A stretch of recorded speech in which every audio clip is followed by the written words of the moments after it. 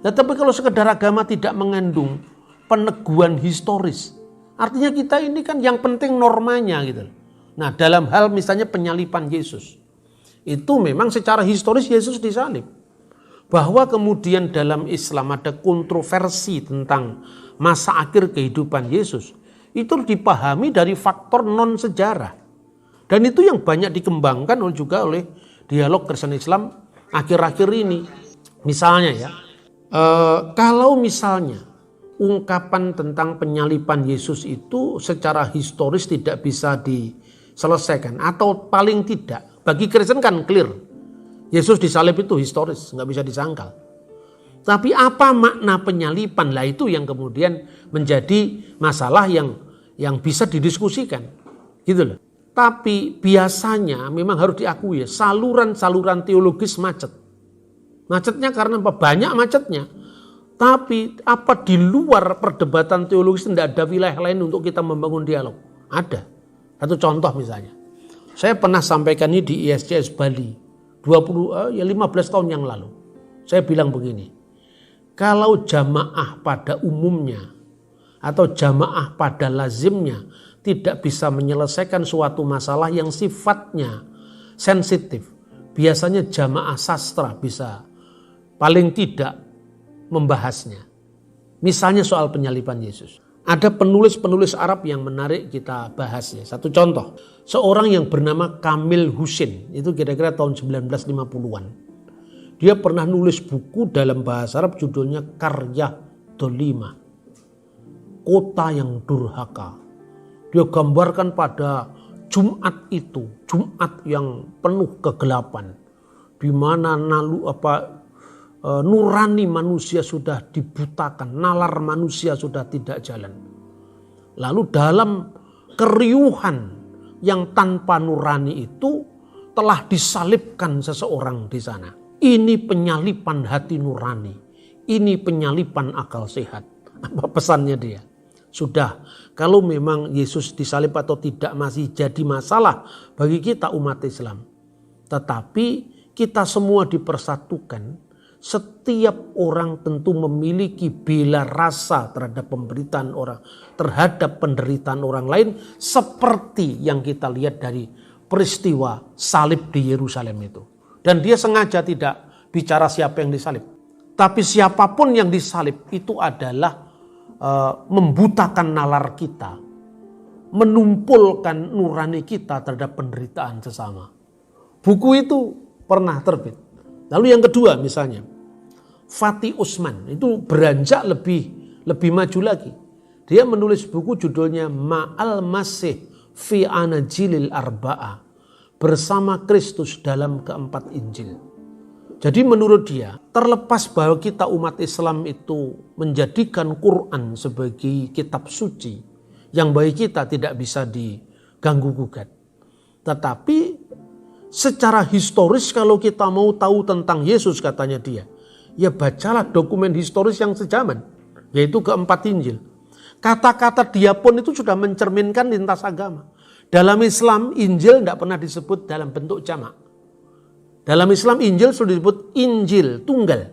Kitab suci yang diturunkan kepada Nabi Isa. Tetapi dia lebih maju lagi, Fatih Usman mengatakan Anajil, Injil Al-Arba'ah, Anajilil Arba'ah, Injil yang 4. Matius, Markus, Lukas, Yohanes. Dan dia mencoba untuk menggali informasi tentang Kristus dalam keempat Injil itu. Abbas Mahmud Al-Akhod, dia juga menulis satu buku, judulnya itu adalah Akhbariyatul Masih, The Genius of Christ. Ya.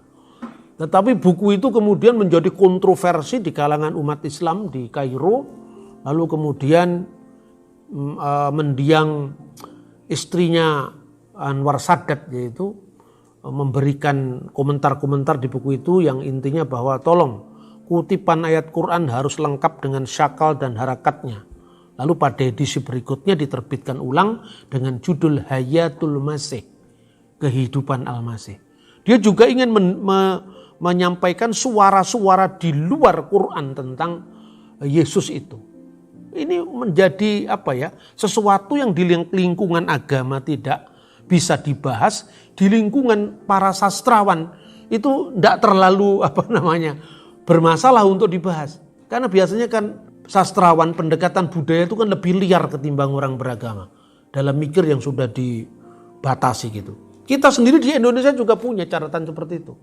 Chairil Anwar, penyair pada zaman awal kemerdekaan yang sangat terkenal itu, dia pernah menulis, Isa kepada Nasrani sejati itu tubuh mengucur darah, rubuh patah, aku mengaca dalam darah, terbayang terang di mata masa, akan bertukar ini segera, itu tubuh mengucur darah, rubuh patah. Artinya apa? Kira-kira ini, apakah Chairil Anwar tidak tahu bahwa dalam Al-Quran ada ungkapan wa ma qataluhu wa ma shalabuhu walakin subiyalahum.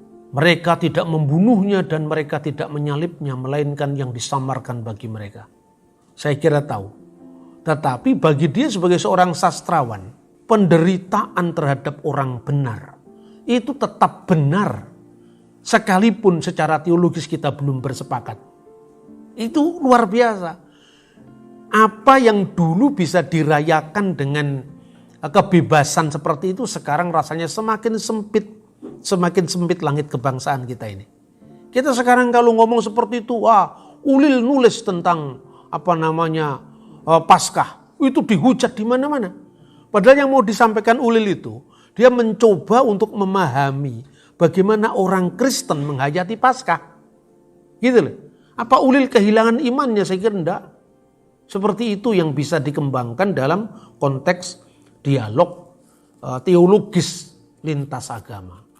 Nah, itu tidak berarti bahwa kita kehilangan sikap iman kita, tidak. Tapi yang mau ditekankan adalah adanya unsur universal di mana penderitaan itu tetap penderitaan, di mana kita orang beragama tidak kehilangan bela rasa kita sekalipun itu dialami oleh umat agama yang berbeda-beda.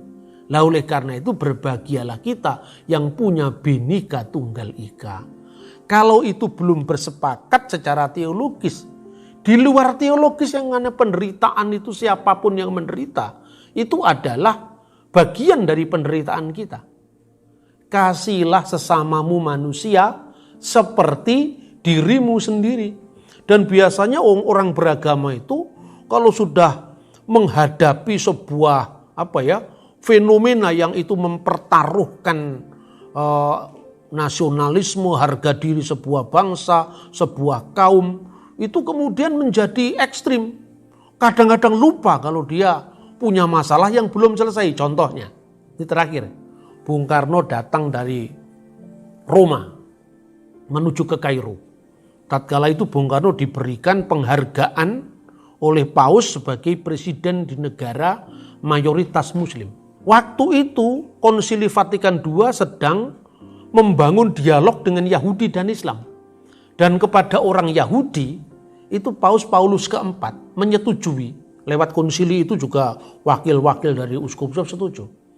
Orang Yahudi jangan kita stigmakan lagi sebagai pembunuh Kristus.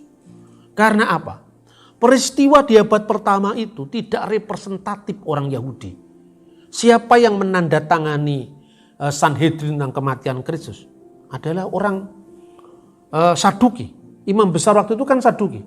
Apakah semua orang Farisi bertanggung jawab? Oh tidak, karena ada Nikodemus bersih tangan daripada itu. Tapi karena luapan emosi massa mengatakan, biarlah darahnya tertanggung atas kami dan anak-anak kami. Habis itu disetujui yang selama itu ada semacam narasi kebencian terhadap Yahudi dihapus dari Katekismus Romanum. Yahudi pembunuh Kristus dihapus, tidak ada lagi. Yahudi pengkhianat dihapus, tidak ada lagi. Ketika Bung Karno datang dari Vatikan ke Kairo, umat Islam mengeluh-elukannya dan mengatakan inilah juara kepentingan Timur Tengah telah tiba. Inilah pembela kaum Arab telah tiba. Maksudnya mereka menuntut agar Bung Karno bisa mempengaruhi putusan Vatikan agar Yahudi tetap pengkhianat, agar Yahudi tetap membunuh Kristus. Dan dia lupa bahwa masih bermasalah tentang disalib atau tidaknya Yesus kan. Nah itulah kalau kebencian sudah mewarnai sikap orang beragama, tentu tidak semua Islam di Mesir seperti itu. Jadi makanya Anda belajar teologi itu, Anda belajar ilmu segala ilmu. Karena apa? Di sini tidak hanya dilatih intelektualitas kita, tapi juga dilatih kesabaran kita, dilatih ketajaman intuisi kita, dilatih kepekaan kita membaca tanda-tanda zaman. Itulah teolog yang sebenarnya. Teolog yang selalu bersentuhan dengan realitas. Teolog yang selalu bertanggung jawab untuk mengubah apa yang tidak mungkin diubah.